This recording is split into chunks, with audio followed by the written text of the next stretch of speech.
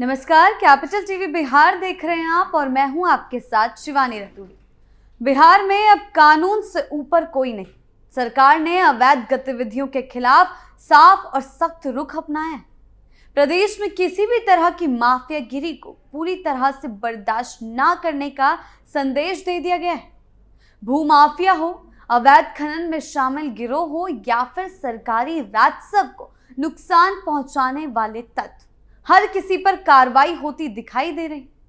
प्रशासनिक स्तर पर लगातार छापेमारी, धरपकड़ और जब्ती की कार्रवाई से अवैध कारोबारियों में हड़कंप मचा हुआ है। इसी के चलते खनन माफियाओं के खिलाफ बड़ी कार्रवाई की गई। कई इलाकों में एक साथ छापेमारी कर अवैध खनन में इस्तेमाल हो रहे वाहनों, मशीनों और खनिजों को जब्त किया गया है। गिरफ्तारी देखने को मिली है।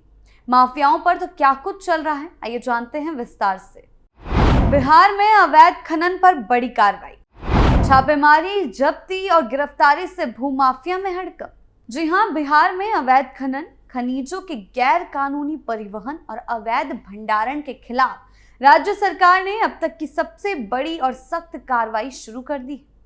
खान एवं भूतत्व विभाग द्वारा दिसंबर महीने पूरे राज्य में व्यापक स्तर पर अभियान चलाया गया, जिससे अवैध खनन में संलिप्त माफियाओं और लापरवाह अधिकारियों में हड़कंप मच गया।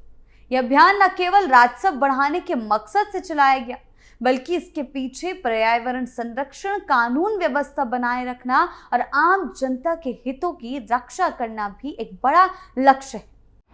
4582 स्थानों पर छापेमारी। खान एवं भूतत्व विभाग की ओर से जारी आंकड़ों के अनुसार दिसंबर महीने में पूरे बिहार में कुल 4582 पर छापेमारी की गई है। यह अपने आप में एक रिकॉर्ड है।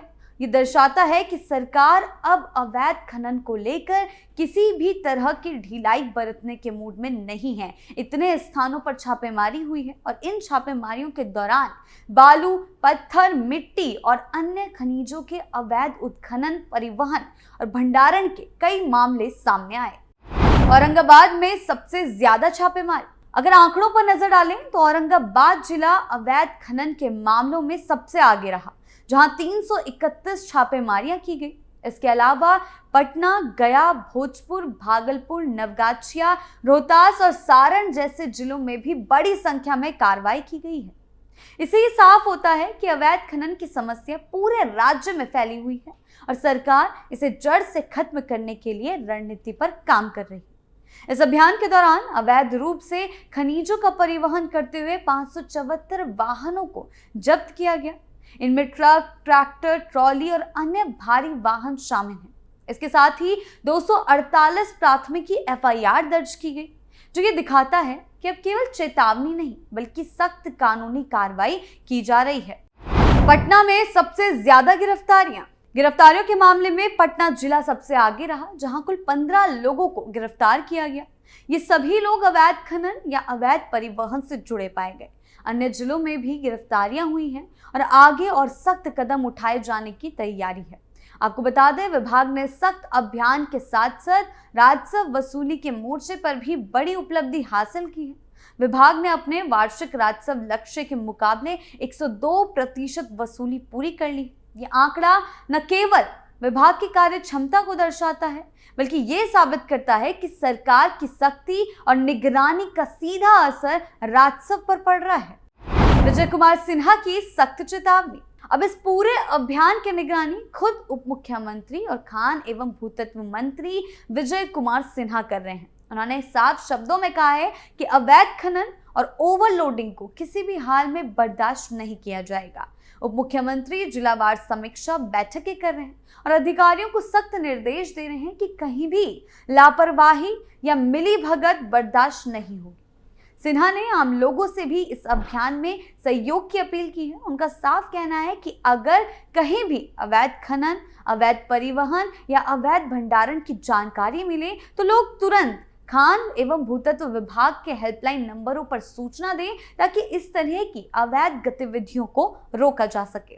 उन्होंने भरोसा दिलाया है कि सूचना देने वालों की पहचान छुपाई जाएगी, बिल्कुल भी सामने नहीं लाई जाएगी और त्वरित कार्रवाई की जाएगी। सरकार ने इस बार सिर्फ माफियाओं पर ही नहीं बल्कि प्रशासनिक लापरवाही पर भी सख्त रुख अपनाया है।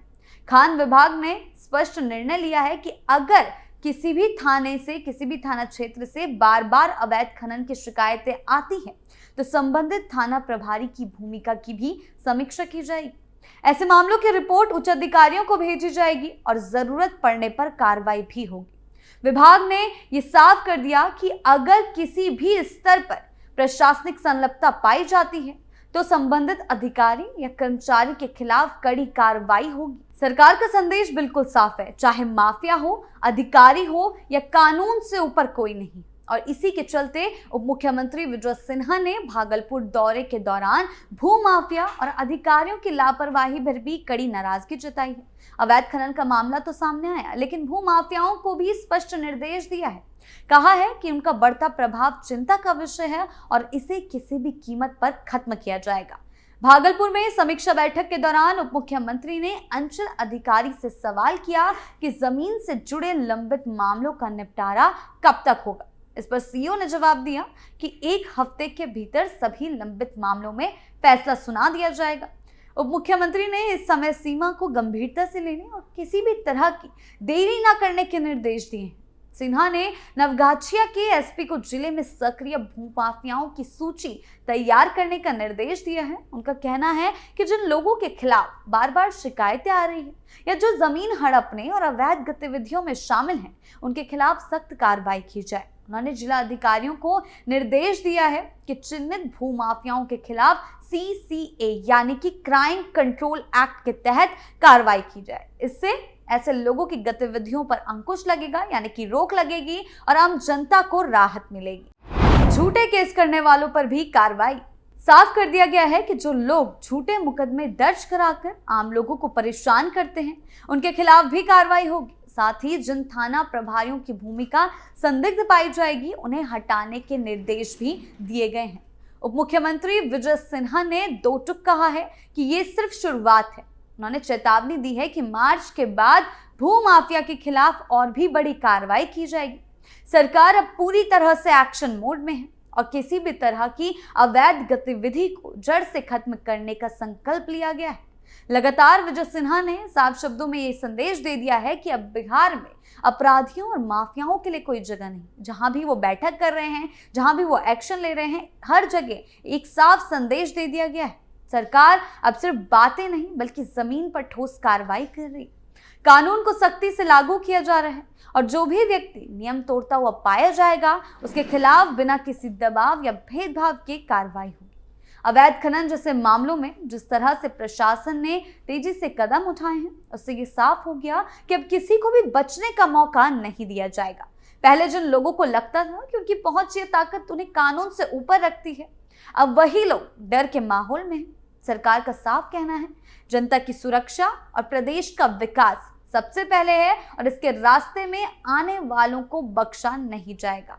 अवैध खनन पर हुई ये कार्रवाई सिर्फ अपराधियों के खिलाफ कदम नहीं है, बल्कि बिहार के भविष्य को सुरक्षित करने की दिशा में एक बड़ा फैसला है। अवैध खनन से सरकार को आर्थिक नुकसान होता है और साथ ही पर्यावरण को भी भारी क्षति पहुंचती है। नदियों, जमीन और प्राकृतिक संसाधनों का गलत इस्तेमाल आम लोगों के जीवन पर असर डालता है। अब प्रशासन ने साफ कर दिया कि ऐसे काम करने वालों के लिए बिहार में कोई जगह नहीं। इस सख्ती से आम जनता में ये भरोसा बढ़ा कि सरकार उनके साथ खड़ी है और कानून सबके लिए बराबर है। आने वाले समय में ऐसी कार्रवाई और तेज होगी, जिससे प्रदेश में कानून व्यवस्था मजबूत होगी और विकास के रास्ते और साफ होंगे। कुल मिलाकर अवैध खनन के खिलाफ ये कार्रवाई सिर्फ एक अभियान नहीं है, ये सरकार की बदली हुई कार्यशैली का एक संकेत है। बिहार सरकार ने साफ कर दिया कि प्रदेश के प्राकृतिक संसाधनों की लूट, कानून की अनदेखी और माफियागिरी का दौर अब खत्म होने वाला है। जिस तरह से छापेमारी, जब्ती, गिरफ्तारी और अधिकारियों की जवाबदेही तय की जा रही है, उससे ये संदेश दूर तक जा रहा है कि अब ना कोई दबाव चलेगा और ना ही कोई रसूख। सरकार का फोकस साफ है, कानून व्यवस्था की मजबूती और आम जनता के हितों की सुरक्षा। अवैध खनन पर लगाम लगने से जहां राजस्व को मजबूती मिलेगी, वहीं आने वाली पीढ़ियों के लिए संसाधनों को बचाने की दिशा में ये बड़ा कदम साबित होगा। ये सख्ती आगे भी इसी तरह जारी रहेगी, लेकिन फिलहाल बिहार में संदेश बिल्कुल साफ है। कानून से ऊपर कोई नहीं, चाहे वो माफिया हो या फिर व्यवस्था का हिस्सा। आपकी इस बारे में क्या राय है, हमें कमेंट सेक्शन में जरूर बताएं। धन्यवाद।